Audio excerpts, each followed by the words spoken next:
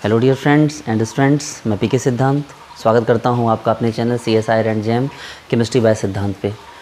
Dear friends, आज का जो टॉपिक है वो आप देख ही चुके हैं कि किस तरह से आप नोट्स बनाओ कि वो नोट्स आपको हमेशा के लिए, ज़िंदगी भर के लिए, हमेशा के लिए नहीं, ज़िंदगी भर के लिए काम आ जाए और आपके बाद कोई और भी पढ़े तो उसको भी काम आ जाए। बिल्कुल आपके नोट्स ऐसे बने जैसे वसीयत होते हैं, जैसे कि आपको वो बॉन्ड पेपर्स होते हैं ना, वैसे नोट्स बने। तो डियर स्टूडेंट, जो मैं आपको बताने वाला आप उसको बहुत गौर से सुनिएगा और ये छोटा सा वीडियो इसको प्लीज़ पूरा देखिए ताकि आपको समझ में आ जाए, ताकि आप अपने जूनियर्स को बता सकिए कि एग्जैक्टली नोट्स कैसे बनाते हैं। ये नोट्स बनाने का तरीका बिल्कुल आपके पुराने तरीके से अलग है। जैसे आप नर्सरी LKG से लेके 11-12 तक में आप नोट्स बनाते आ रहे थे। एक कॉपी खरीदते हैं, टीचर जो पढ़ाते हैं उसको लिखते हैं, 2-3 कलर का पेन यूज़ करते हैं, हाईलाइटर यूज़ करते हैं। ये सब बहुत पुरानी तकनीकें हो गई। अब जो मैं आपको बताने वाला हूँ वो बिल्कुल ही एडवांस चीज़ है। एडवांस बात है कि आपको कैसे एक बहुत ही बेहतरीन क्वालिटी का नोट्स बनाना है। चलिए शुरू करते हैं। सबसे पहली बात है कि आपको कभी भी मार्केट से नोट्स नहीं खरीदने हैं। जो कॉपी आप खरीदते हैं ना, स्पायरल वाली या नॉर्मल गत्ते वाली, वो आपको मार्केट से नहीं खरीदनी है। आप क्या करो कि वो जो पेजेस का जो बंडल आता है ना, 100, 110, 120 या 140 रुपये का बंडल आता है पूरा इतना मोटा, ठीक है, जिसमें 500 सीट्स होते हैं A4 साइज़ के, क्या कहते हैं वो, पैकेट कहते हैं उसको, जो भी, आप वो ख़रीद लो और किसी फ़ोटोकॉपी दुकान वाले के पास चले जाओ, उसको कुछ रुपए दो।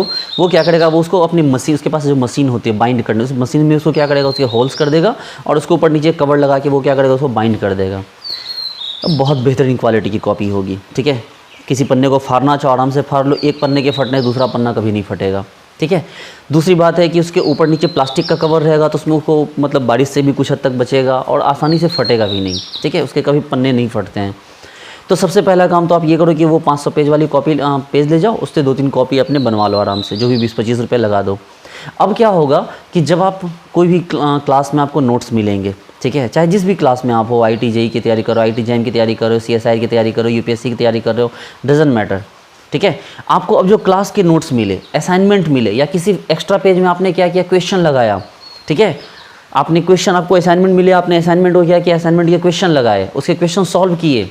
असाइनमेंट के अंदर 100 क्वेश्चन है, उन 100 के 100 क्वेश्चन आपने पेजेस में बनाए और क्या किए, उन असाइनमेंट्स को, उन पेज को लेके गए उस दुकान वाले के पास, उसको भी बाइंड कर लिया, उसको भी क्या किया, होल कर लिया और होल करके जिस कॉपी में आपका फेयर बनाया गया था उसी कॉपी के पीछे उसको पेस्ट करके उसको क्या कर दिया, पेस्ट नहीं, उसको लगा के उसको भी बाइंड कर दिया। मेरी बात समझो, ठीक है। जैसे मैं आपको एक बात बताता हूँ, ठीक है, आपको एक मैं चीज़ सिखाता हूँ। ये देखो, ये कॉपी है, ठीक है। ये कॉपी कोऑर्डिनेशन की है, आप देख रहे हो, ठीक है, कोऑर्डिनेशन की कॉपी है ये कॉपी जो है मैंने फ़ोटोकॉपी दुकान वाले से ली है। देखो ये कॉपी मेरे पास जो है, ये कॉपी मैंने मार्केट से नहीं खरीदी है। इस कॉपी में जितने होल्स हैं ना, लगभग 33-32 के आसपास होल्स हैं। ये होल्स किसी कंपनी वाले नहीं किए हैं, ये होल किया है उस फ़ोटोकॉपी दुकान वाले ने। और अब क्या है, ये हालांकि ये कॉपी उसका सैंपल नहीं जो मैं आपको बताना चाह रहा हूँ।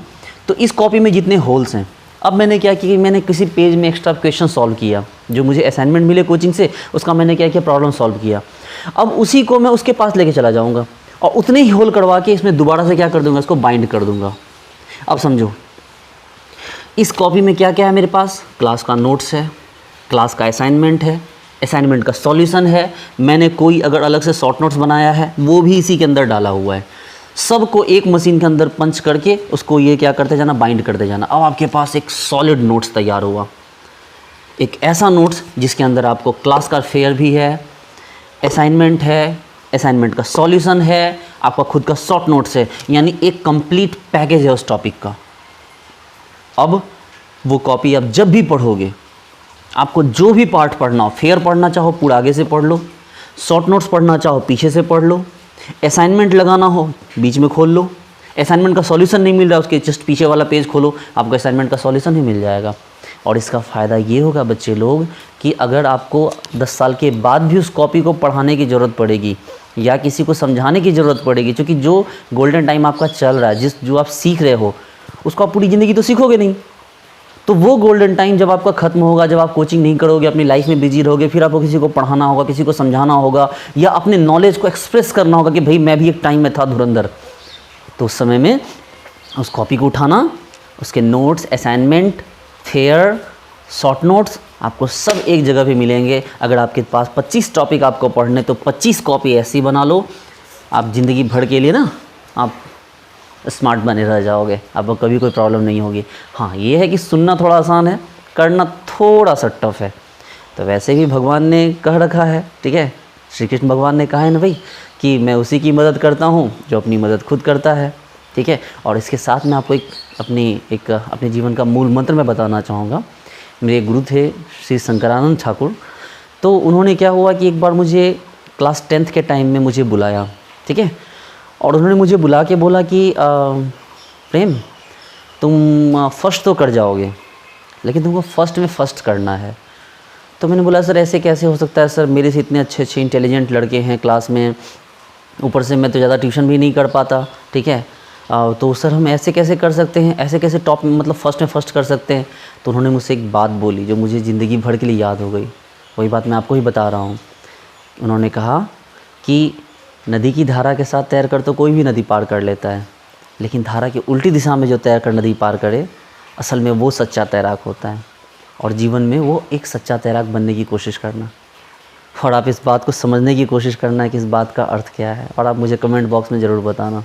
Okay dear friends, thank you so much and bye.